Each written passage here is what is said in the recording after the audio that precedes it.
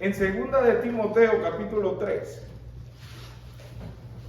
Segunda de Timoteo, capítulo 3. ¿Qué nos dice el Señor en el mes de la Biblia? En segunda de Timoteo, capítulo 3, versículo 10 al 17, el Señor nos dice la suprema importancia de la palabra de Dios. En segunda de Timoteo, capítulo 3, si ustedes, si le permiten al Espíritu Santo que nos guíe, van a encontrar el testimonio de Dios de la suprema importancia en segunda de Timoteo, capítulo, ¿dónde está segunda de Timoteo? A ver. Después de segunda de Timoteo, después de primera de Timoteo y antes de Tito. Y antes de Tito, ahí está segunda de Timoteo. En el capítulo 3 de segunda de Timoteo, en los versos 10 al 17, el Señor quiere que profundicemos en su palabra, en su enseñanza y su mensaje para nosotros hoy sobre la suprema importancia de la palabra de Dios. En segunda de Timoteo 3, versículos 10 al 17. Segunda de Timoteo, capítulo 3, versos 10 hasta el 17. Así dice el Señor en su palabra para nosotros, en el nombre del Padre, del Hijo y del Espíritu Santo. Pero tú has seguido mi doctrina, conducta, propósito, fe, longanimidad, amor, paciencia, persecuciones, padecimientos como los que me sobrevinieron en Antioquía, en Iconio, en Listra, persecuciones que he sufrido y de todas me ha librado el Señor. Y también todos los que quieren vivir piadosamente en Cristo, Jesús padecerá persecución, mas los malos hombres y los engañadores irán de mal en peor, engañando y siendo engañados. Pero persiste tú en lo que has aprendido y te persuadiste sabiendo de quién has aprendido, y que desde la niñez has sabido las sagradas escrituras, las cuales te pueden hacer sabio para la salvación por la fe que es en Cristo Jesús. Toda la escritura es inspirada por Dios y útil para enseñar, para redarguir, para corregir, para instruir en justicia, a fin de que el hombre de Dios sea perfecto, enteramente preparado para toda buena obra. Bendita sea la palabra del Señor. Gracias, Señor, por enviar palabra tan profunda, poderosa y edificante. Permite que no solamente seamos oidores, sino también hacedores de tu palabra. Guíanos con tu Santo Espíritu. En el nombre del Padre, del Hijo y del Espíritu Santo. Amén. ¿Qué nos dice el Señor en 2 de Timoteo 3? En los 3 primeros versículos, del 10 al 13, sobre la suprema importancia de la palabra de Dios, que aquí está, suprema es como por encima de todo, en orden de prioridad y propósito. La Biblia establece que en el mes de la Biblia es de suprema importancia la palabra de Dios. Y veamos por qué. Primero que nada, es una enseñanza práctica de los sufrimientos. Mira cómo comienza el apóstol en estos 3 primeros versículos a hablar de que esto no es un paseo a Disneylandia o a paseo de picnic, ni de camino de rosas sin espina. El apóstol Pablo, y lo que me gusta es que el Señor Jesucristo también así lo enseñaba, Este es un camino estrecho y largo, difícil, y que hay sufrimiento. La sana doctrina, la enseñanza sólida, no empieza a decirle a la gente no te va a pasar nada por seguir a Cristo. Aquí el tutor de Timoteo comienza diciéndole, vamos a dejar claro esto, Timoteo. Yo quiero que tú entiendas por lo claro que tú has seguido mi doctrina, quiere decir mi enseñanza, y no solamente que yo he hablado para enseñarte. Si usted ve en el versículo 10, Pablo era como Jesucristo, muy pragmático, que significa se conducía con lo que decía. Por eso la gente se admiraba de la doctrina de Jesús, que no era como la de los fariseos, porque Jesucristo, ¿qué hacía? Lo que decía. Lo que predicaba, lo hacía. Lo que enseñaba, lo hacía. Entonces Pablo comienza diciendo, mira lo que yo te he enseñado, cómo yo me conducía. ¿Se dan cuenta? La palabra de Dios no solamente era para ser oída y enseñada. La palabra de Dios era y es para ser enseñada y practicada. Entonces, Pablo le comienza diciendo, tú has sabido de mi enseñanza, que es doctrina. ¿Por qué? Por mi conducta. Y luego habla de que no era hacer las cosas por hacerlas. En el verso 10, ¿qué otra cosa menciona? Propósito. No se hacen las cosas para Dios como sea, cuando sea, y si me sobra tiempo. Hay un propósito de Dios que hay que cumplir, que es lo que nos trae a esta vivencia. Pablo le está diciendo, Timoteo, mira esto, lo que yo te he enseñado de acuerdo a mi conducta. Propósito, ¿qué más? Sí. Hermanos, esto es para no caer en el activismo.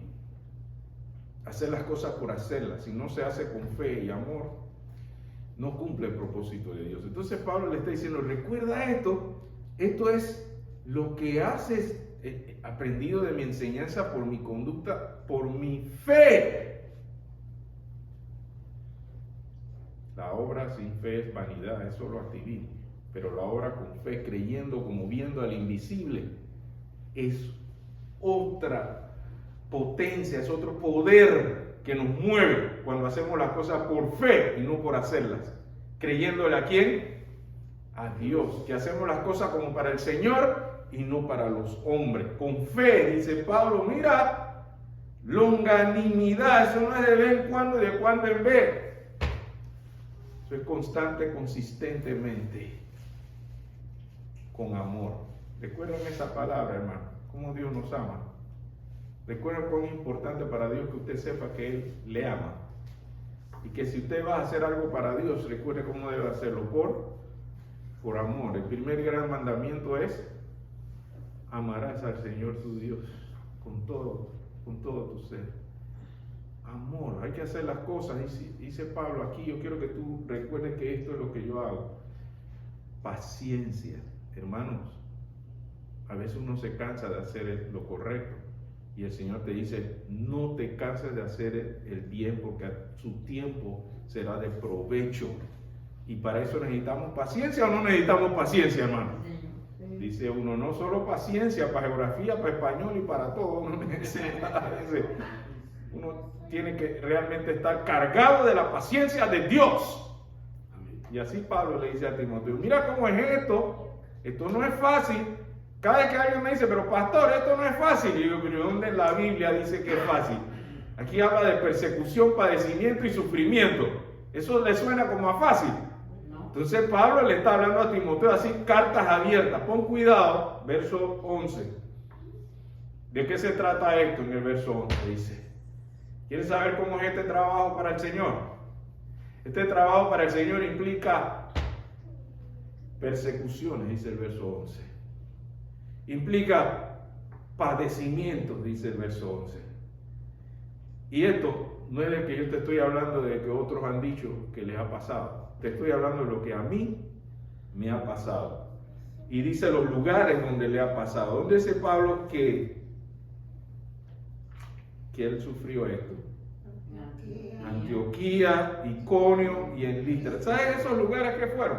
Su primer viaje misionero. Usted se imagina de que para empezar el proyecto de Dios y en su primera vuelta funda su primera iglesia pero en Listra le dan esta paliada, le dieron más palo que una culebra, le dieron una pedrada, un apedramiento que lo dejaron casi muerto.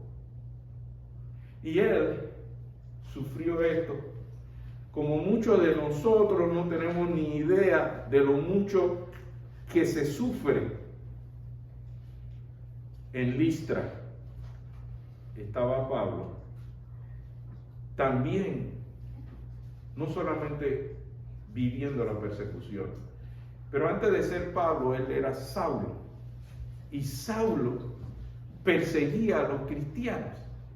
Si nos vamos al libro de los Hechos, en el libro de los Hechos, ustedes van a ver cuando Pablo persigue a la iglesia y consiente la muerte de Esteban. En Hechos capítulo 6, Hechos capítulo 8, mejor, en el capítulo 6 ustedes ven toda la historia de Esteban, cómo él sufrió padecimiento. Pero en Hechos capítulo 8, verso 1 al 3, ustedes ven la vida de el que está hablando de persecución. En Hechos capítulo 8, versículos 1 al 3,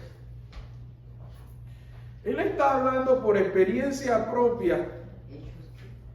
Hechos capítulo 8, versículo 1 al 3. ¿Cómo Pablo, antes llamado Saulo, consintió en la muerte de Esteban, que fue apedreado? Por eso él sabe de apedreamiento, porque él presenció cómo apedrearon a Esteban y luego a él le tocó. Pero aquí está la vida de cuando él era llamado Saulo. Y Saulo, dice Hechos 8, 1 al 3, para que veamos la vida de los cristianos, cómo era de un sufrimiento, persecución.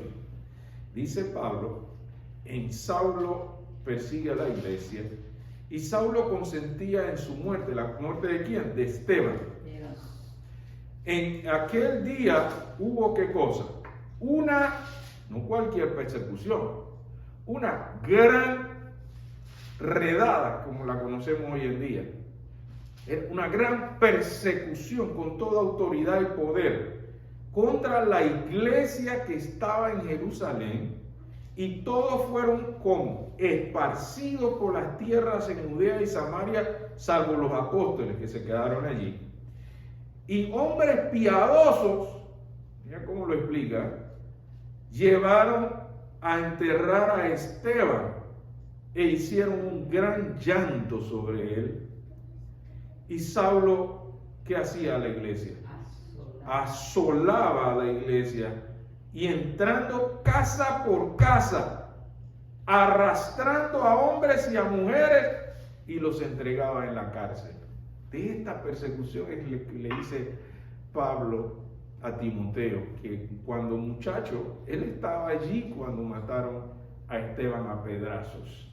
Así que cuando Pablo está hablando de su vivencia de persecución, en 2 de Timoteo, capítulo 3, en el versículo 12, Saulo, ahora Pablo, está diciendo, mira, el que quiera vivir piadosamente en Cristo, esto es lo que le pasa a los que quieren vivir piadosamente en Cristo.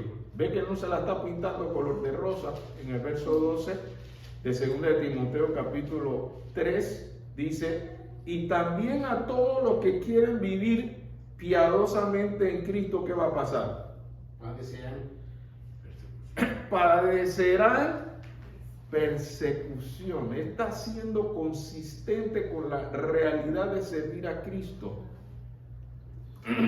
Pero ¿qué sucede?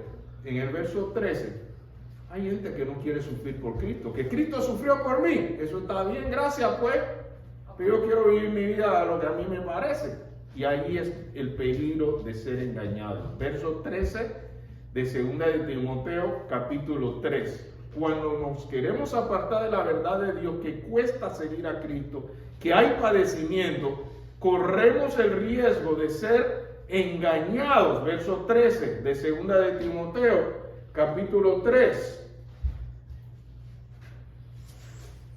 En esto también Pablo es un experimentado, dice, mas los malos hombres y los engañadores irán de mal en peor, engañando y siendo engañados. Él fue un engañado. ¿Quieren darse cuenta? Volvamos al libro donde narran los hechos. En el libro de Hechos, capítulo 26, versículos 12 al 18. Pablo cuenta cómo él era un engañado hasta que Cristo ve. Hechos, capítulo 26. Pablo no está hablando como que de cualquier persona. Dice, yo mismo era uno de los engañados, engañando a la gente. En Hechos, capítulo 26, Pablo narra su conversión de ser engañador a ser un predicador de Cristo. En el libro de Hechos, volvamos a Hechos. ¿Dónde está Hechos, hermano? Vamos a ayudar a los que están buscando. Está después de Juan. ¿Después de qué libro? De Juan y antes de Romanos. Y antes del libro de Romanos se encuentra Hechos, capítulo 26. Está el libro de Hechos, donde Pablo narra cómo él había sido engañado y andaba engañando, consiguiendo documentos legales y documentos religiosos o eclesiales. Autoridades religiosas le daban a él documento, poder para perseguir. La autoridad de Roma también le daba documento. Él era uno de los que había sido engañado y andaba engañando con toda la argucia, legalismo. ¿Se acuerda de la gente legalista? Los fariseos le dieron también autoridad. Y él aquí lo está testificando. ¿Cómo es que uno puede pensar que está haciendo lo correcto estando equivocado? Mírenme a mí, dice Pablo. Yo te voy a testificar cómo es esto que los hombres malos son engañados y engañan a otros. Yo te voy a decir cómo es esto. Hechos capítulo 26. Una vez se piensa que está haciendo el bien y lo hacía, dice que en el nombre del Señor, y estaba haciendo daño.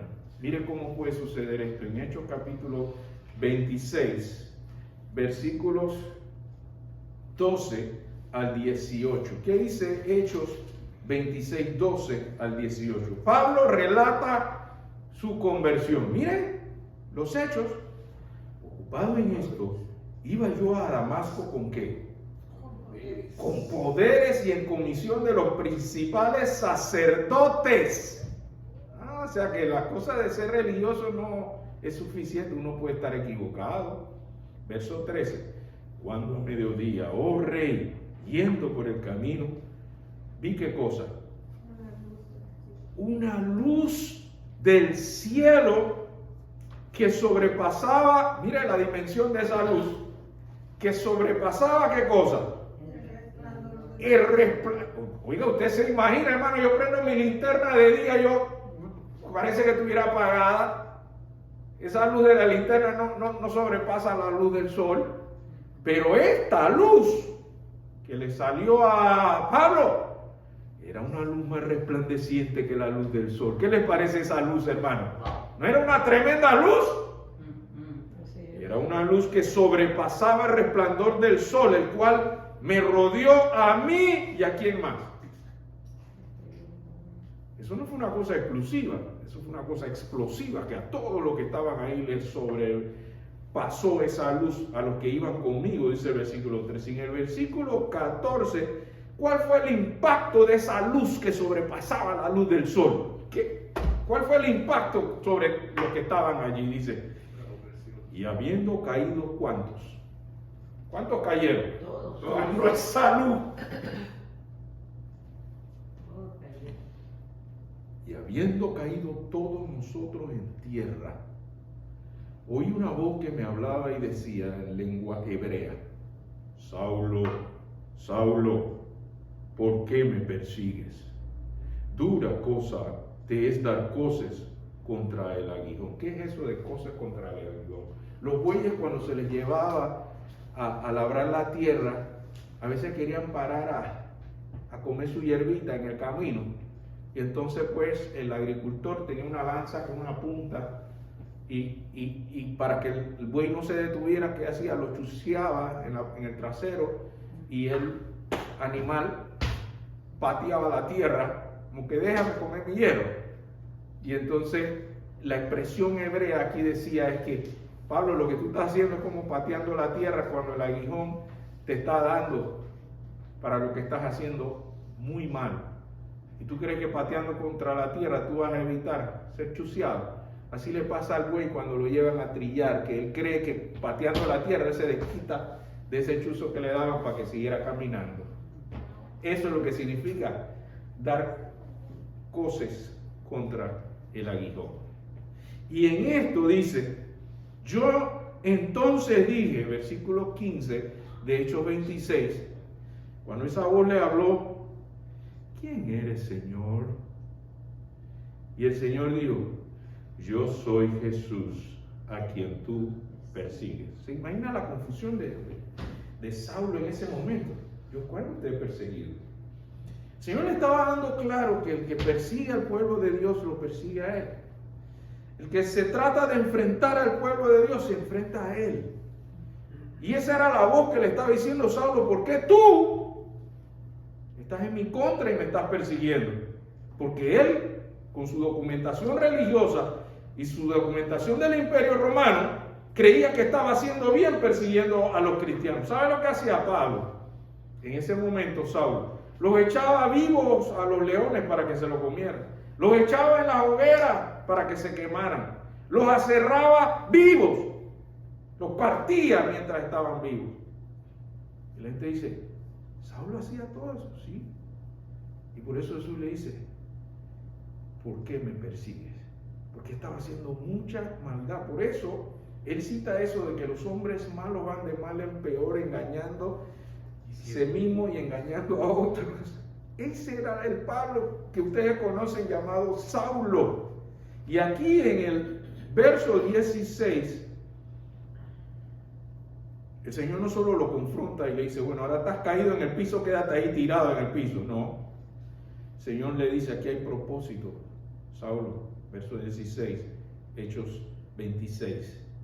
Pero levántate y ponte sobre tus pies, porque para esto te ha aparecido a ti, para ponerte por ministro y testigo de las cosas que has visto, y de aquellas en que me aparecí a ti, librándote de tu pueblo y de los gentiles a quienes ahora te envío, para que abras sus ojos, para que se conviertan ¿de qué?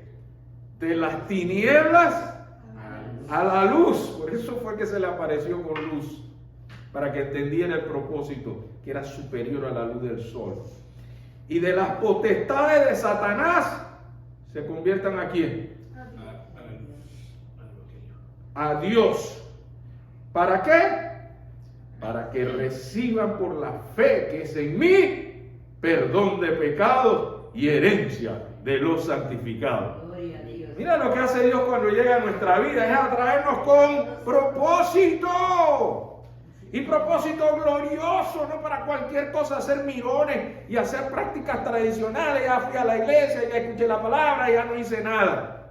No, Dios quiere que tú sirvas de bendición para aquellos que su fe se le ha desgastado. Entonces la fe viene ¿por qué? La fe viene por el oír. ¿Qué cosa? No cuento y chisme y chiste religioso, no.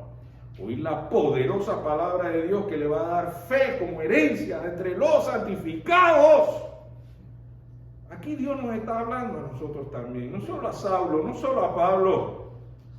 Y Pablo le está diciendo a Timoteo, esto es lo que yo viví. Esto no es cuento. Esto es lo que Dios hace en la vida de los que Él impacta con su amor. Él lo convierte en un instrumento poderoso para que la gente pueda conocer que Cristo vive, que Cristo tiene poder, que Él reina. Y así Pablo continúa, hermanos, esta parte en 2 de Timoteo capítulo 3, versículo 14 a 15. Si usted quisiera encontrar como la parte central de este pasaje, está en estos últimos pasajes de 2 de Timoteo capítulo 3. Si usted se pregunta, pero ¿cuál es la supremacía importante? Y ustedes cuando leen en 2 de Timoteo capítulo 3, en los versículos 14 y 15, ustedes dirán si esto no es supremo. Si ustedes dirán si esto no es de por encima de cualquier cosa importante, lo que hace la palabra de Dios en la vida del hombre, si esto no es la parte más importante, vamos a ver en 2 de Timoteo, capítulo 3, versículos 14 al 15, ¿por qué este mensaje se llama la suprema importancia de la palabra de Dios? Mire cómo Pablo se lo explica a Timoteo. En 2 de Timoteo, capítulo 3, versículos 14 y 15. ¿Qué dice 2 de Timoteo, capítulo 3, versos 14 y 15? Pero persiste tú en lo que has aprendido y te persuadiste, sabiendo de quién has aprendido. Verso 15, clave, si tienen resaltador, pónganle ahí su resaltador.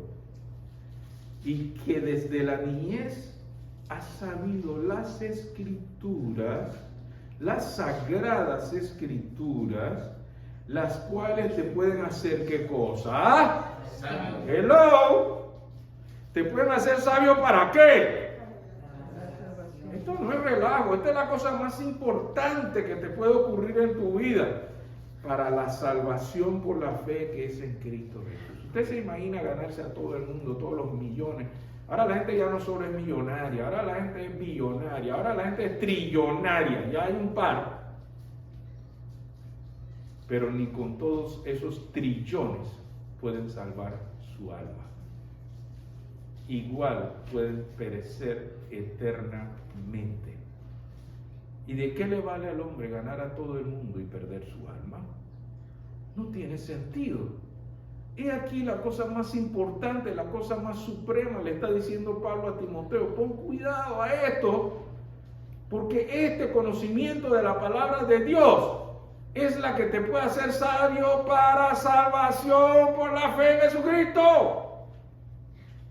Hermano, si usted ha conocido algo de Dios, si usted ha conocido algo de la palabra de Dios, este es el mensaje supremo más importante, que tú y tu casa sean salvos. Amén.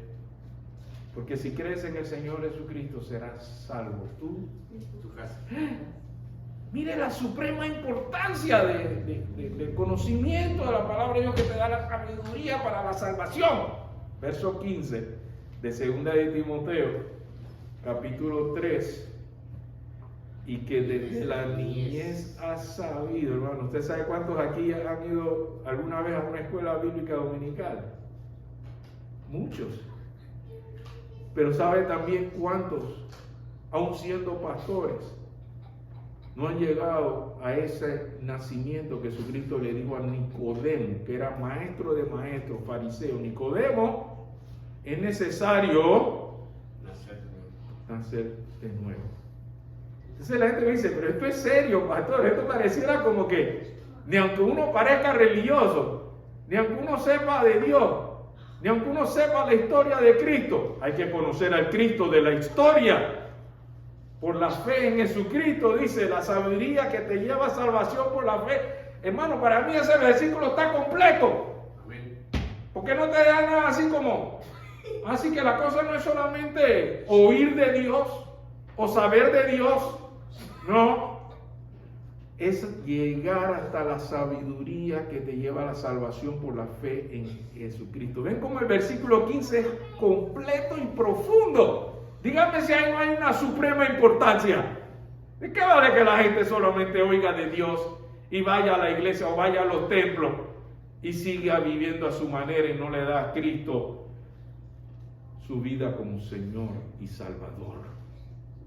Esa es la suprema importancia. Jesucristo no solamente quiere que tú sepas de Él, sino que tú vivas en Él.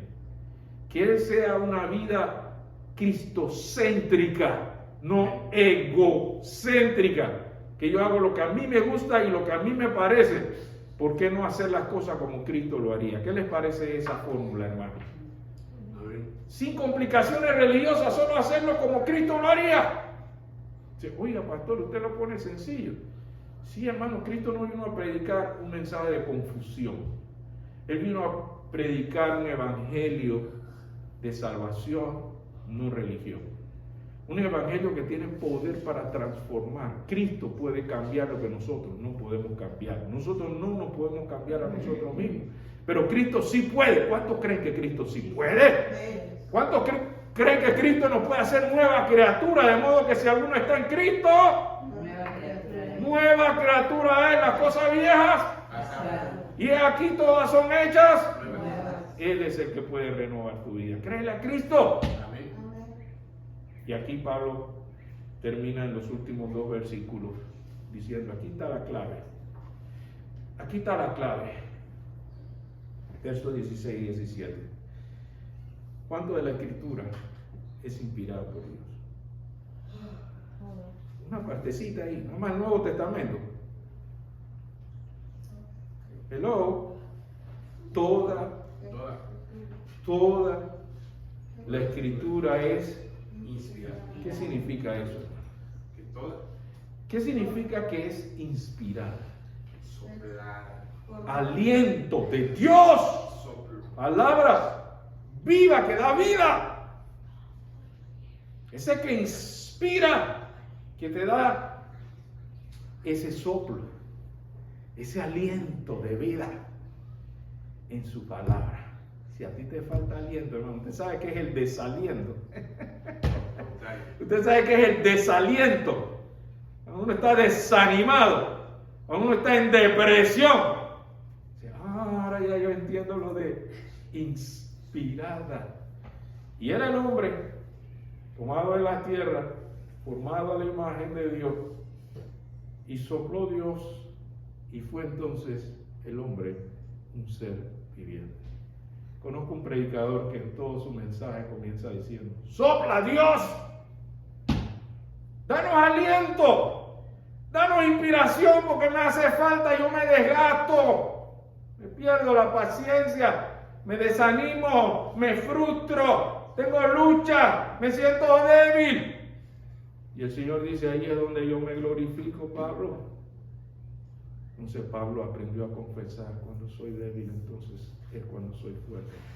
Porque ahí es donde la mano de Dios, el soplo de Dios, la inspiración de Dios me da nueva fuerza. ¿Hay alguien aquí que Dios le ha dado fuerza? Amén.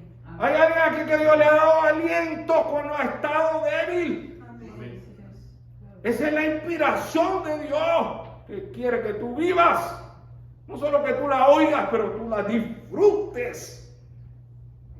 Dile al Señor: yo necesito esa inspiración. Aquí en Sanford la gente no necesita más templos religiosos. La gente quiere saber cómo uno puede encontrar inspiración de Dios. Y uno le puede decir: mire, aquí está donde está la inspiración de Dios. La inspiración está aquí en el versículo 13 de 2 Timoteo capítulo 3. Dice, en las Sagradas Escrituras, dice: toda Escritura es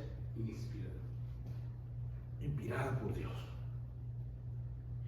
Yo necesito esa inspiración, hermano. La gente piensa que predicar la palabra más es bueno, ya el pastor sabe lo que tiene que hacer. No, si el Señor no me inspira, su Espíritu Santo no me guía, yo no encuentro el aliento que el pueblo de Dios necesita.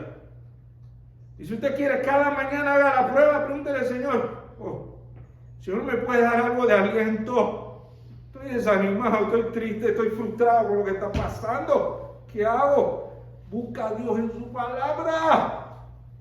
Búscalo. ¿Y sabe qué es lo bueno? Que Dios no juega a la escondida con nosotros. Los que le buscan en espíritu, en verdad, a tales adoradores, Él busca.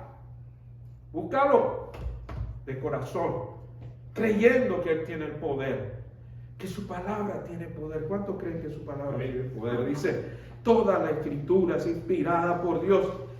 Y no solo para decorar mi escritorio o mi cama y ponerle un vaso ahí al lado. Esa palabra de Dios es práctica. Esa palabra de Dios sirve para algo. ¿Para qué sirve la palabra de Dios? Dice 2 Timoteo capítulo 3. Dice: y es útil para enseñar. ¿Cómo que no es útil, hermano?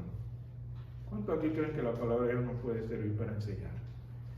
Que uno puede aprender, que cada vez que uno se mete a leer, aunque sea el mismo versículo, algo aprende. ¿A alguien le ha pasado eso alguna vez? Y uno abre y vuelve y aprende, uno abre y lee y vuelve y aprende. Así de eficaz es la palabra de Dios y es útil para enseñar. ¿Útil para qué? Útil para redarguir. ¿Qué es redarguir? Cuando el Espíritu Santo te convence de lo que está haciendo desagradable para Dios, lo que a Dios no le agrada, el Espíritu Santo te redarguye. Eso significa que Él te convence que no estás haciendo lo que pudieras hacer para agradar a Dios. Eso es redarguir. Usted sabe que cuando usted lee la Biblia sin que nadie le diga, usted se da cuenta como que, oye, yo tengo que mejorar esto delante de Dios. Dios me está diciendo que hay áreas que todavía yo no le doy a Él la autoridad y el señorío para llamarle Señor. Porque no todo el que dice Señor, Señor entrará al reino de los cielos, sino el que se somete a su soberanía.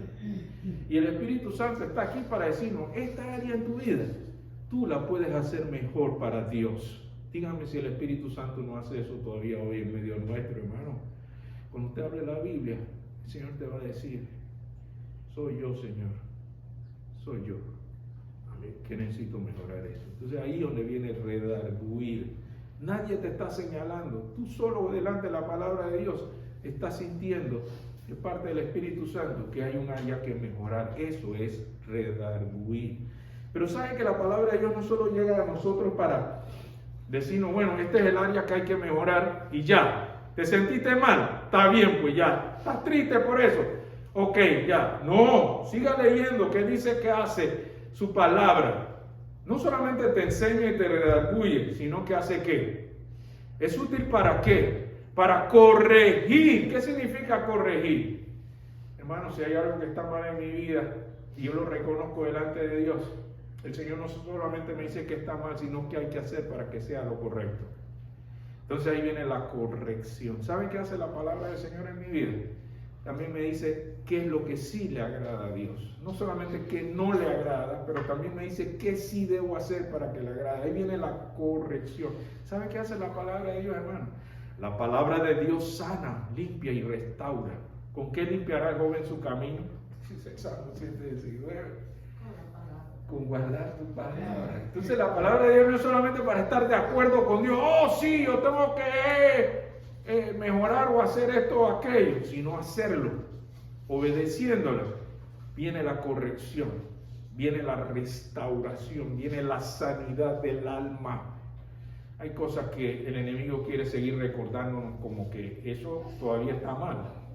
Y cuando Dios perdona, dice Primera de Juan 1:9, que si confesamos nuestros pecados, Él es fiel y justo para perdonarnos y hacer ¿qué más? Limpiarnos de toda maldad. Por eso hay corrección, porque hay solución a lo que el Señor nos redarguye. Y por eso me encanta ese orden en que está aquí en Segunda de Timoteo capítulo 3, porque después que ya tú estás corregido, restaurado y sanado, entonces ya estoy bien, ya Dios me perdonó, ya estoy corregido, ya estoy restaurado, así que nos quedamos aquí en este punto de confort. No, siga leyendo el pasaje que dice, ¿qué hace la palabra de Dios? Te instruye en justicia. ¿Qué significa? Después que ya he sido enseñado, después que ya he sido redarguido, o sea, me ha convencido de lo que tengo que corregir, que está mal, después que ya me ha corregido y me ha sanado, ¿qué más debo hacer con todo eso? Instruir en justicia. Hermano, la instrucción en justicia no es solamente estar de acuerdo con la ley de Dios, sino practicarla, hacer lo justo, pagarle con el bien aún a los que te hacen mal. Así es la justicia de Dios, no es la del ojo por ojo y diente por diente, es por la gracia que recibo, de gracia recibo y de gracia doy. Esta es la justicia de Dios, misericordia. No quiero sacrificio, lo que quiero es obediencia. Y quiero que hagas esto. Esta es la justicia de Dios, hacer algo conforme a la voluntad de Dios. ¿Cuántos conocen que esto es lo que Dios quiere de cada uno de nosotros? Amén. No solamente decir, qué interesante, esto está hecho en un orden preciso, en un cronograma que vale la pena seguir en ese orden. llegar a escuchar la palabra del Señor, aprenderla, ser redarguidos, corregidos para ser instruidos en justicia. Ya en el verso 17 cierra con broche de oro. Dice, ¿cómo así, pastor? Observe el verso 17 para que usted vea cómo la suprema importancia de la palabra de Dios. Ya soy salvo, bien. Ya corregido y ya instruido para hacer la justicia, pero solo los domingos, solo de vez en cuando. Observe el versículo 17, la profundidad del impacto y el alcance. Mire el verso 17 de segunda de Timoteo capítulo 3. Dice, a fin de que el hombre de Dios, a fin es como un propósito final, concluyente. A fin de que el hombre de Dios sea ¿qué? Perfecto. Ah, no, pero nadie es perfecto. Oiga, confiesa lo que dice la palabra. Somos perfectibles porque estoy persuadido que aquel que empezó la buena obra, ¡hello! Entonces cuando te dicen, no use la palabra perfecto, pero nadie es perfecto, el perfecto me puede perfeccionar. ¿Cuánto le creen a Dios? Que para lo que el hombre es imposible, para Dios no hay nada imposible. Entonces la palabra de Dios no está aquí solamente para oírla de vez en cuando, hacer algo. No. Él nos quiere llevar a otro nivel. ¿Cuál es el nivel que nos quiere llevar Dios? A fin de que el hombre de Dios sea perfecto, medio preparado. No, ahí no dice medio preparado. Dios no está haciendo entrenamiento aquí para ser mediocres. Dios nos está entrenando para ser ¿qué? Enteramente. Eso le suena a casi preparados. ¿Ah? Algo preparados.